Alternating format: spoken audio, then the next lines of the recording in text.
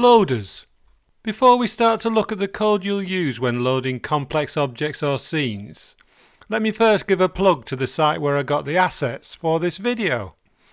Sketchfab has lots of 3D models, many of which are excellent.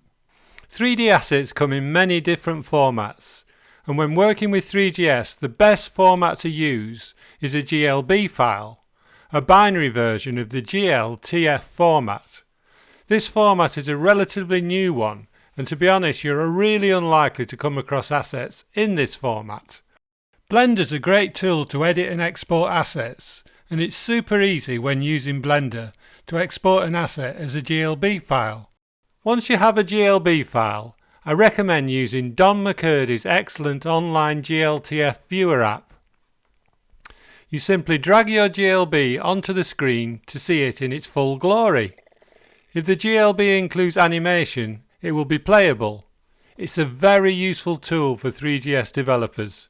Another one to bookmark. To work along with this video, open Start Lecture 3_8 app.js. This is the starting template. I've added the required imports. You'll need GLTF loader. Other than that, it's a boilerplate template, creating a scene, renderer and camera, and adding a couple of lights. Hopefully this is starting to look quite familiar. The first thing we'll do is add a progress bar. I created a simple class for this, and it's already added as an import. To use it, simply add this.loadingBar equals new loading bar in the constructor method. If you view the page now, it will include a loading bar.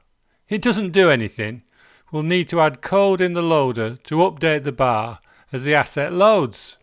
Now add this.loadGLTF. The app already includes an empty method for loadGLTF. Let's add some code to the loadGLTF method. First, we create an instance of a GLTF loader and set the path it will use to find the assets. The asset we're loading is compressed to make the file size smaller, so we need to add a Draco loader. This class needs a path to the decoding library files. Now we have an instance of the Draco loader, we use the setDracoLoader method of the GLTF loader instance to assign the Draco loader. The key method of a loader is the load method. This takes up to 4 parameters. Parameter 1 is the URL of the file. Since I've added a path to the loader using the setPath method, this is just the file name. Then a callback for when the file is loaded and parsed. Parameter 3 is a progress callback, and parameter 4 an error callback. The onload callback receives an object that contains several elements. The one we use here is the scene. Adding this to the app scene object. Then we hide the loading bar and start a rendering loop. We set the GLTF scene property to the app property motorcycle so that it can be rotated in the render method. OnProgress receives an XML HTTP request object, which includes loaded and total values. By dividing loaded by total, we get a value that ranges between 0 and 1 and is used to update the loading bar progress property. This sets the amount that the grey lozenge is filled by the blue bar, indicating to the user the amount that's been loaded. OnError just sends the error parameter to the console. When loading a GLTF asset, the loader uses mesh standard material for the materials. Because of this, you should set the output encoding property of the renderer to 3.sRGB encoding, and it's important to set the environment for the Three.JS scene property. The method setEnvironment will do this for you. And that's all there is to loading a complex asset. A word of warning though, the scale of your asset may be very different to your expectation. And if you can't see anything when you use this method with your own assets, then it's time to start tracking down the problem. The setFromObject method of a box 3 calculates the axis-aligned bounding box around an object and its children. It's a useful way to get a rough feel for the scale.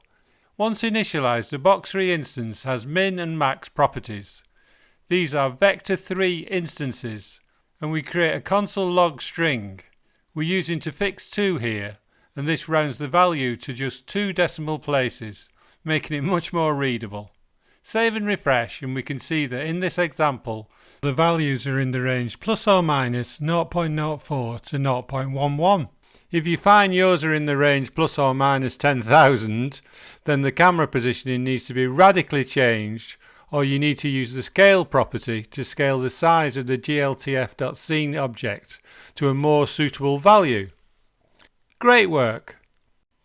In this video we used our first complex 3D asset, and in the next video we'll look at using assets that include animation. Catch you in a minute.